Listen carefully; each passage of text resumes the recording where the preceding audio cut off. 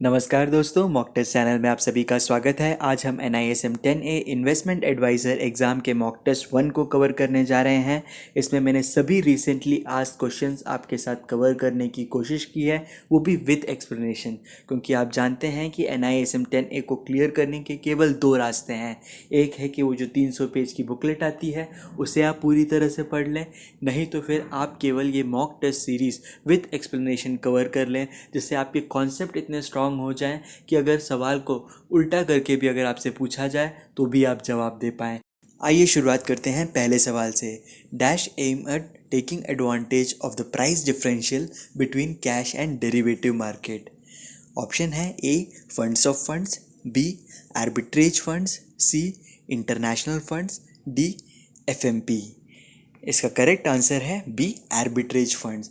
इसका कारण सिंपल है। आर्बिट्रेज फंड्स क्या करता है कि अगर कैश मार्केट और डेरिवेटिव मार्केट में किसी चीज़ का जो प्राइस है अगर अलग अलग चल रहा है तो वो एक जगह से खरीद के दूसरी जगह बेच देता है, तो इसमें जो भी प्रॉफिट या मार्जिन रहता है वो इनके इन्वेस्टर्स को फ़ायदा पहुंचाता है। Next, investment in government securities issued at fix interest rate is subject to. मान लेते हैं किसी ने गवर्नमेंट सिक्योरिटीज़ या बॉन्ड्स में इन्वेस्ट कर रखा हो और वहाँ पे उसे फिक्स्ड इंटरेस्ट रेट मिल रहा हो, तो वो किस तरह के रिस्क को बियर कर रहा है। ऑप्शन है A credit risk, B business risk, C interest rate risk, D liquidity risk. इसमें करेक्ट आंसर है सी इंटरेस्ट रेट रिस्क। आपको पता होना चाहिए कि जैसे जैसे इंटरेस्ट रेट बढ़ता है जो बॉन्ड जो आप पहले ही होल्ड करते आ रहे हैं उसकी वैल्यू घट जाती है। सिंपल सा सब आपको एग्जांपल बताता हूँ। मान लेते हैं कि आपने एक ऐसे बॉन्ड में इन्वेस्ट कर रखा है जहाँ पे आपको 6% का इंटरेस्ट मिल रहा है। अगले साल इंटरेस्ट रेट बढ़ जाता है और मार्केट में ऐसे नए बॉन्ड्स आ जाते हैं जहाँ पे 8% का रिटर्न देने वाले, तो आपने जो 6% का रिटर्न ले रहे हैं तो आप तो घाटे में हो गए। तो यही तरह का जो रिस्क है वो हर व्यक्ति लेता है जो भी गवर्नमेंट सिक्योरिटीज़ में इन्वेस्ट करता है फिक्स इंटरेस्ट रेट पे। Next, commission received from business forms part of income from. आप सभी जब इनकम टैक्स फाइल करेंगे, आप जब म्यूचुअल फंड एजेंट बन रहे हैं या फिर किसी और तरह के आप कमीशंस ले रहे हैं, तो आपका इनकम सोर्स क्या लिखा जाएगा इनकम टैक्स फाइलिंग में। ऑप्शन है A business and profession, B capital gains, C salary, D other sources. इसका करेक्ट आंसर है A business and profession. Next, a retired person is depending on monthly annuity income to finance his expenses. The greatest risk faced by his cash flow is। अगर कोई retired व्यक्ति है, आप तो जानते हैं कि आजकल मार्केट में बहुत सारे एन्युटी प्लान्स आ गए हैं जो कि कहते हैं कि आजीवन काल तक जो है आपको एक फिक्स इनकम वो देते रहेंगे। बस उनको जो है इनिशियली एक लमसम अमाउंट चाहिए रहता है, 10 लाख, 15 लाख, 20 लाख। उसके बाद ये जो रेगुलर इनकम चालू हो जाती है। तो ऐसे व्यक्ति को सबसे ज़्यादा बड़ा रिस्क किस चीज़ का है। A business risk, B exchange rate risk, C interest risk, D inflation risk. इसका जो करेक्ट आंसर है डी इन्फ्लेशन रिस्क। कई बार जो है लोग इस तरह के प्लान्स को इन्फ्लेशन रिस्क को बिना समझ के ले लेते हैं, क्योंकि उनको लगता है कि 25,000 रुपये महीने के आ जाए तो बढ़िया है। बट वो ये नहीं समझते कि 25,000 रुपये आज तो मान लेते हैं वैल्यू रखती है, बट जो अगले 10 साल 15 साल बाद जो है शायद उतनी वैल्यू नहीं रखेगी जितनी आज है। तो इसलिए इसमें इन्फ्लेशन रिस्क रहता है। दोस्तों, अगर आपको अभी तक का एक्सप्लेनेशन पसंद आया है तो वीडियो पे लाइक और चैनल को सब्सक्राइब जरूर कीजिएगा। इससे ये जो इन्फॉर्मेशन है उन सभी स्टूडेंट्स तक पहुंच पाएगी जो कि आप ही की तरह एग्ज़ाम के लिए प्रिपेयर कर रहे हैं। अगर आज ये वीडियो आप तक पहुंच पाया है तो इसमें उन सभी लोगों का भी श्रेय है जिन्होंने इस वीडियो को लाइक और सब्सक्राइब किया है। Insider trading is controlled by the regulation of. Insider trading आप सभी जानते हैं कि जो लोग कंपनी के हिस्से होते हैं वही लोग अगर अपनी इनसाइडर इन्फॉर्मेशन यूज़ करके ट्रेडिंग करने लगे तो जो बाकी पब्लिक है वो लोग तो इन्वेस्ट करके उनको नुकसान ही होना है। तो वहाँ पे कौन कंट्रोल करता है, कौन ऐसे रूल्स लेकर आता है जो कि इनसाइडर ट्रेडिंग को एक क्राइम बनाता है। तो A RBI, B MOF, C SEBI, D PDO. इसका करेक्ट आंसर है C SEBI, security and exchange board of India. इस तरह के रेगुलेशंस लाता है जो कि इनसाइडर ट्रेडिंग को प्रोहिबिट करता है। Next, which of the following products is a pure insurance product. आप सभी ने इंश्योरेंस के बारे में जाना है क्योंकि आप जो है इन्वेस्टमेंट एडवाइज़र बनने जा रहे हैं। तो इनमें से कौन सा ऐसा प्रोडक्ट है जो कि प्योरली इंश्योरेंस के लिए है और उसमें इन्वेस्टमेंट का कोई सीन नहीं है? तो A ULIP, B money back policy, C term insurance policy, D variable insurance products. इसका करेक्ट आंसर है C term insurance policy. Term insurance policy या फिर वेनिला टर्म इंश्योरेंस पॉलिसी जो होती है उसमें कहीं पे भी इन्वेस्टमेंट का कुछ एलिमेंट नहीं रहता है।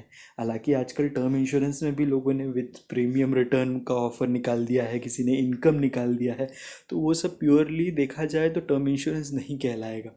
वो एक तरह का एंडोमेंट या फिर money back plus term insurance policy कहलाएगा। वहीं पे जो प्योर इंश्योरेंस प्रोडक्ट है वो टर्म इंश्योरेंस पॉलिसी है।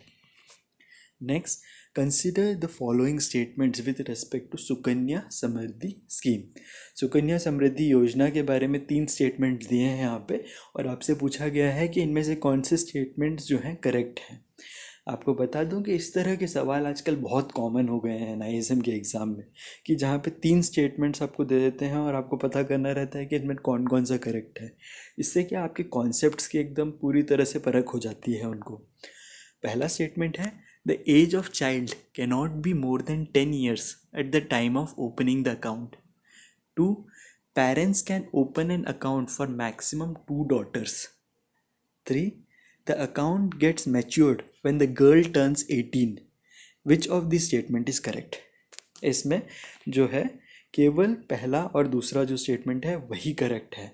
यहाँ पे जो मेच्योरिटी की एज 18 ईयर्स है ऐसा कुछ भी सुकन्या समृद्धि योजना में नहीं लिखा है। वहीं पे जो बच्चे की जो एज है वो 10 साल से अधिक हो तो शायद अकाउंट उनका ओपन नहीं हो पाएगा और पेरेंट्स जो है केवल मैक्सिमम 2 बच्चियों के लिए अकाउंट चालू कर सकते हैं। क्वेश्चन है, the concept of time value of money implies that. Time value of money का क्या मतलब है? A, money should be invested immediately without wasting time. B, due to inflation money has lower purchasing power in the future. C, the time of investment influences the final returns. D, current cash flow can be reinvested to earn return that increases future value। तो time value of money का मतलब ये होता है कि आज जो सामान आपको 100 रुपये में मिल रहा है हो सकता है कि आगे इन्फ्लेशन के चलते जो है आपको उतने में ना मिले। तो हर एक एक समय का भी बहुत बड़ा रोल है वैल्यू ऑफ मनी में, क्योंकि आप जानते हैं कि 1 लाख रुपए की आज शायद उतनी वैल्यू नहीं है जितनी कि 20 साल पहले हुआ करती थी। तो करेक्ट आंसर है, due to inflation money has lower purchasing value in future. Next, the minimum tangible assets to be maintain by an individual investment adviser are. Minimum कितना टैंजिबल एसेट्स होना चाहिए? ऑप्शन है A 5 lakh, B 25 lakh, C 50 lakh, D 10 lakh. Minimum 5 lakh का intangible जो assets हैं वो आपके पास होना चाहिए। Next, what would be an appropriate investment option for a conservative investor who wants to accumulate 20 lakhs in 5 years time? Conservative investor का मतलब कि ज़्यादा रिस्क नहीं लेना चाहता वो, और वो चाहता है कि कम से कम 20 लाख जो है जमा हो जाए 4 साल के अंदर अंदर। तो उसको आप क्या सजेस्ट करेंगे? A, property, B, gold funds, C, shares of selected growth companies, D, bank deposits and good quality bonds.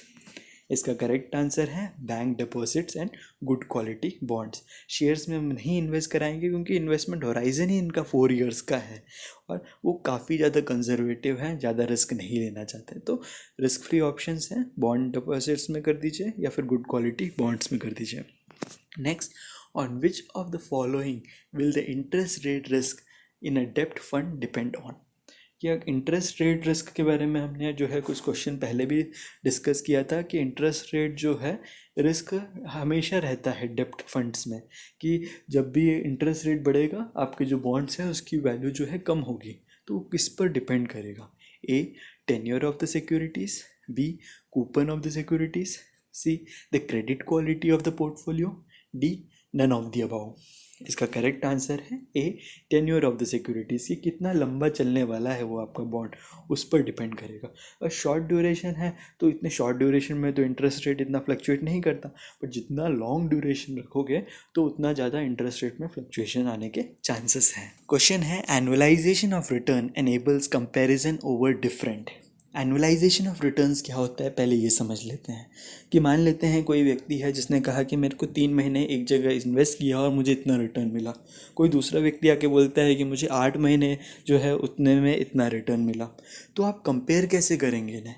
तो इनके कंपेयर करने का तरीका यह है कि इन दोनों के रिटर्न्स को आप एनुलाइज कर लो, कि अगर इसी तरह के इन्वेस्टमेंट उन्होंने 12 महीने में तक रखा होता तो कितना रिटर्न मिलता, तो आपको कंपैरिजन करने में आसानी हो जाती। तो ऑप्शन है A, investment amounts, B, investment horizons, C, level of investment risk, D, level of returns.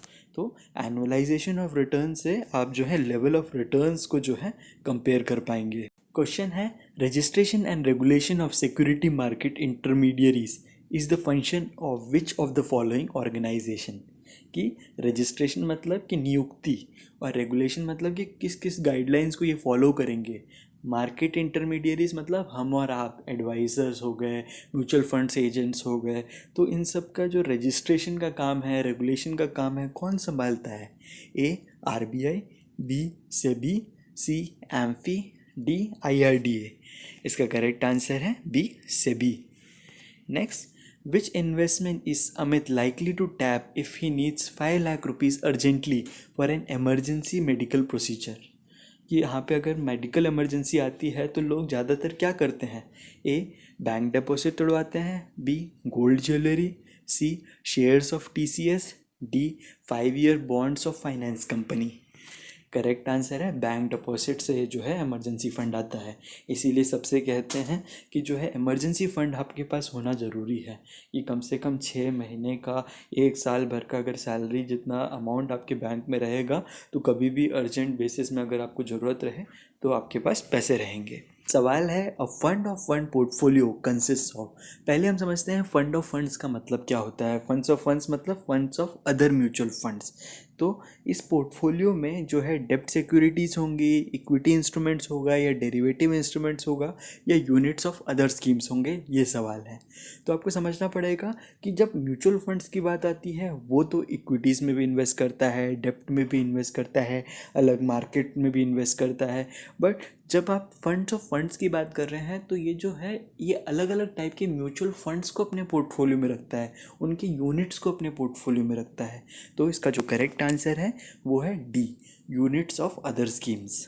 इस तरह के जो फंड्स होते हैं वो डायरेक्टली कभी इक्विटीज़ या डेब्ट सिक्योरिटीज़ में इन्वेस्ट नहीं कर सकते, ये किसी दूसरे म्यूचुअल फंड की यूनिट्स खरीद सकते हैं जिनने कहीं इक्विटी या डेब्ट में इन्वेस्ट कर रखा हो।